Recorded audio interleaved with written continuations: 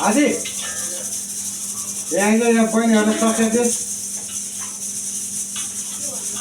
sausage fry they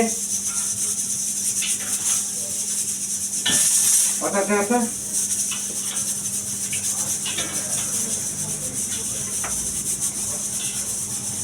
बक्छौ नि भने नानी बहिनी मिठामा हावाको गर्ने होला होइन मिठामा राखेर हावाको गर्ने होला होइन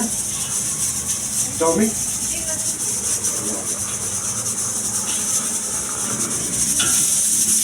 खतरा होला